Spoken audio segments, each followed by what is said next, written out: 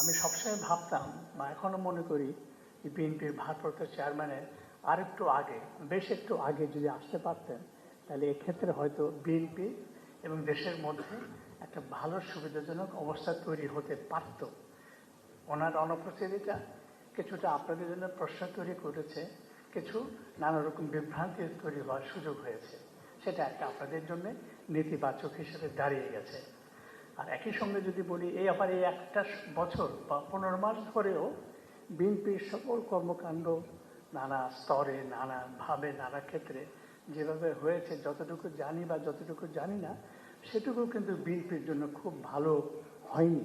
এই দিকটাও নিশ্চয়ই আপনারা জানেন, নিশ্চয়ই এটার জন্য তারেক রহমান জানেন, এবং সেগুলো এখনও সংশোধন করার, ভালো করার সুযোগ সম্ভাবনা আছে। কারণ আপনাদের দলটা অনেক বড়, বৃহৎ, এবং আমি মনে করি এখন পর্যন্ত বিএনপি বাংলাদেশের সর্ববৃহৎ দল, এটা স্বীকৃত। আর আমাদের জরিপ যেটা আমরা করেছি, আমরা এটা বিশ্বাস করি যে জরিপ এটা মোটামুটি সত্যের কাছাকাছি বা মানুষের চিন্তা জগতের কাছাকাছি।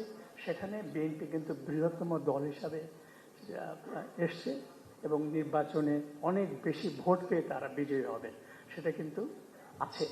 তো আমরা এটা বিশ্বাস করতে চাই, বা এটা হয়তো আমরা এটা ভাবতে পারি যে আপনারা ক্ষমতায় আসছেন যে দল, সে দলের নেতৃত্ব, সে দলের সকল পর্যায়ের নেতৃত্ব, কর্মী বাহিনীর সকল কর্মকাণ্ডের মধ্যে সেই আজাদ ভাই যেটা বলল যে বিনয়, যেটা আপনাদের সৌজন্যতা, বলবো যে ভদ্রতা, নেতৃত্বে গৌণ ইত্যাদি কার্যক্রমগুলি অনেক বেশি করে প্রতিভাত হওয়া দরকার।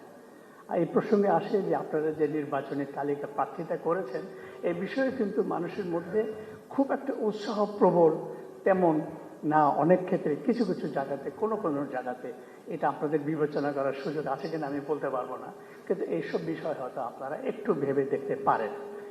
এভাবে যদি আমি দেখি, তাহলে আমি আশা করব এত বড় করে আপনারা সবার ডেকে আমাদেরকে আমন্ত্রণ জানিয়েছেন, খুবই ভালো উদ্যোগ, এবং আমাদের এখানে অনেক ভালো আলোচনা হয়েছে। আর এটা সবচেয়ে ভালো হলো যে এটা কেউ বলতে পারবে না যে বিএনপি পন্থী সাংবাদিকদের সমাবেশ হয়েছে, বা শহীদ ভাই তার পুরনো পছন্দ লোকদের এখানে উপস্থিত করেছেন। শহীদ ভাই করেন নাই, আমি ওনার একটা দীর্ঘ সময় ভক্ত মানুষ হিসেবে বলি যে সবাই যে এখানে উপস্থিত করেছেন, এটা একটা বড় শক্তি, আপনাদের বড় সফলতা।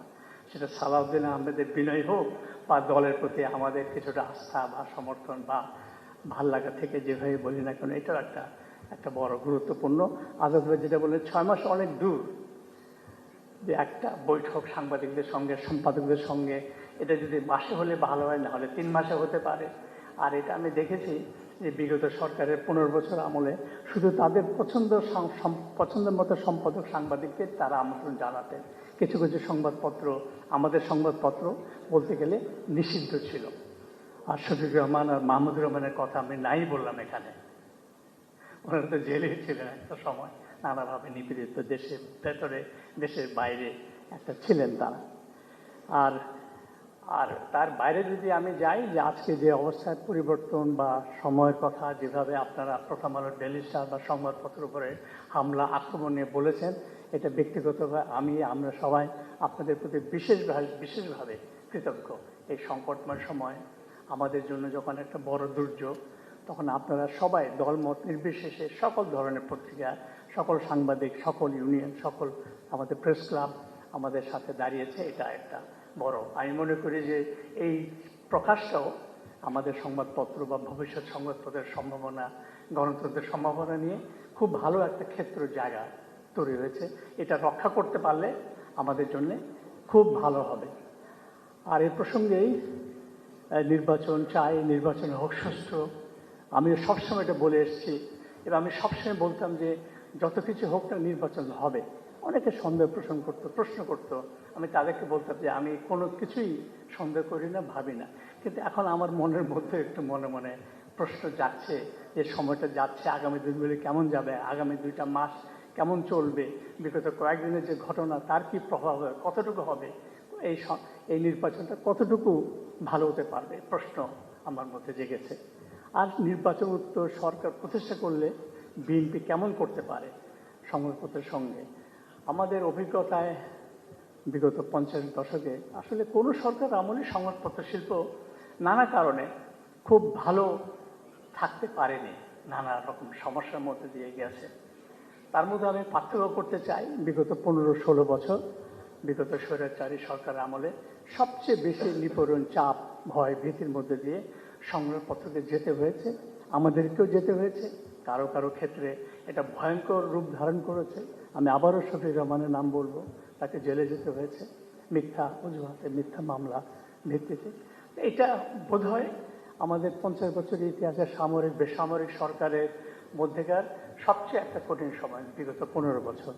এটা শুধু প্রথম আলোর জন্য প্রযোজ্য না, সকল ক্ষেত্রেই প্রযোজ্য। আর কামাল আহমেদ যেটা সর্বশেষ বলে গেলেন যে ডিজিএফআই বা অন্যান্য গোয়েন্দা সংস্থাগুলো যেভাবে সরাসরি হস্তক্ষেপ করেছে রাতের বেলা, দিনের বেলা, সকালবেলা, নানা ক্ষেত্রে নানাভাবে, সেটাও একদম অগ্রহণযোগ্য। আর আমাদের ক্ষেত্রে এটা ছিল পত্রিকা মালিকা নিয়ে নেওয়া, বদলে ফেলা, সম্পাদককে বদল করে দেওয়া, শেয়ার বিক্রি করে দেওয়া। এটা ছিল সর্বশেষ চেষ্টা। যদি জুলাই আগস্টের পরিবর্তন না হতো তাহলে প্রথম আলো এই মালিকানা বা এই সম্পাদক বা এই পরিবেশ অবস্থা থাকতো না। সেদিক থেকে আমরা একটা সরাসরি বড় আকারে কি বলবো, এটা উপকার আমাদের জন্য হয়েছে। ক্ষুদ্রভাবে প্রথম আলোর জন্য আমরা রক্ষা পেয়ে গেছি। এরপরে আমি যদি বলি যে তার মধ্যে বলবো যে 15 বছর বললাম, আর বিএনপি শাসন আমলে খুব স্বস্তিতে ছিলাম তা না। আমি যদি পার্থক্য করি যে সরকারের মধ্যে বিএনপির ক্ষেত্রে অধিকতর স্বস্তি জায়গ ছিল। আমি এখানে একটা ছোট্ট উদাহরণ হাজির করতে চাই। তখন শেখ হাসিনা 2096 সালে ক্ষমতা আসলো, তার কিছুদিন পরে কিন্তু ছাত্রলীগের দৌরাত্ম্য প্রচণ্ড বেড়ে গেল সারা দেশে, সর্বত্র, ঢাকা বিশ্ববিদ্যালয়ে তছনছ। আমরা লিখলাম প্রধানমন্ত্রী ছাত্রলীগের সামলা। উনি প্রচণ্ড খেপে গেলেন, প্রকাশ্যে জনসভায় গালমন্দ করলেন, কিন্তু ছাত্রলীগের দৌরাত্ম্য চলতেই থাকলো। পরে লিখলাম প্রধানমন্ত্রী শেখ হাসিনা ছাত্রলীগকে সামলাতে পারলেন না। শেষ বিএনপি জিততে নির্বাচনে 2001 সালে, মোটামুটি ওরকমই ঢাকা বিশ্ববিদ্যালয়ের সারা দেশে। আমি আবারও লিখলাম প্রধানমন্ত্রী খালেদা জিয়া ছাত্রদেরকে সামলান, এবং তিনি সামলানোর চেষ্টা করলেন। আমি এটা জানি, সরাসরি আমার সাথে কথা হয়েছিল স্বরাষ্ট্র প্রতিমন্ত্রী, প্রধানমন্ত্রীর বিশেষ সহকারী এবং জনাব তারেক রহমান। তারা আমাকে আশ্বস্ত করলেন সেদিনই রাতে যে আমরা ব্যবস্থা নিচ্ছি, মতি ভাই আপনি দেখেন। এবং সত্য, ঢাকা বিশ্ববিদ্যালয়ের ছাত্রদের নিষিদ্ধ হয়েছিল, আপনাদের মনে আছে?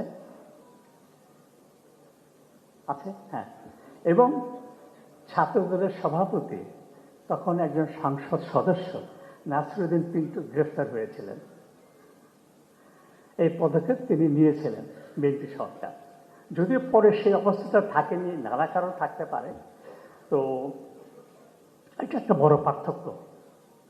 আর এটা সত্য, 2001 সাল থেকে 2000 সরকারের মধ্যে বিএনপি কতগুলি বড় বড় ভুল করেছিল। এখন আমি মনে করি সেগুলি বড় ভুল ছিল, এবং এটা বারবার আমি এটা উল্লেখ করার চেষ্টা করি। এখনও নেতৃবৃন্দের সঙ্গে দেখা হলে সে কথা উল্লেখ করি আমি। সেগুলি নিয়ে আমরা কঠোরভাবে লেখালেখি করেছি। এখনও সেই লেখাগুলোকে আমি পক্ষেই থাকবো যদি আমাকে আপনারা কেউ জিজ্ঞেস করেন। সেসব নিয়ে তৎকালীন প্রধানমন্ত্রী বেগম খালেদার সঙ্গে আমার খুব পরিষ্কার কথাবার্তা হয়েছে, তর্ক বিতর্ক হয়েছে, আবার হাসি মুখে ভালো কথা বলে চা খেয়ে আমরা ফিরে এসেছি। সে আলোচনায় তারেক রহমান উপস্থিত ছিলেন। সে বিষয়গুলি নিয়ে তৎকালীন অনেক মন্ত্রীর সাথে কথা হয়েছে। আমরা কিন্তু আমাদের সেই লেখাগুলো অব্যাহত রেখেছি। তাতে কোনো প্রকাশ্য আক্রমণ, জেলের ভয়, মামলা মোকদ্দমার ভয়, এই ধরনের কোনো ঘটনা ঘটেনি, এটাও আমি নিশ্চিত করি। সেটাও বলবো যে নানা রকম সমালোচনা, তর্ক বিতর্কের মধ্যেও বিএনপির নেতৃত্বের মধ্যে ধৈর্য ছিল, তাদের সহ্য শক্তি ছিল, এবং তারা আমাদের প্রথম আলো পত্রিকার সমালোচনাগুলো তারা মেনে নিয়েছিলেন। সংশোধন করতে পেরেছিলেন কিনা, হয়েছিল না, সেটা অনেক লম্বা আলোচনার বিষয়।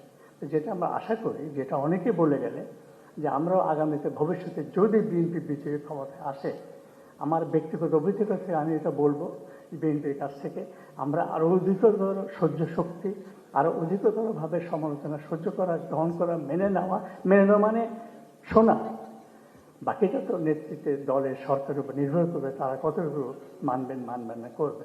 তবে শুনবেন, জানবেন, এটা আমি নিশ্চিত আশা করি। কারণ এখনও আমাদের বিএনপি নেতৃত্বের মধ্যে যারা আছেন, মির্জা ফখরুল, সালাউদ্দিন আহমেদ এবং অন্যান্য অনেকে, তাদের সাথে এখন আমাদের যে রকম সৌহার্দ্যপূর্ণ সম্পর্ক, বন্ধুত্বপূর্ণ সম্পর্ক, এটা অব্যাহত থাকবে।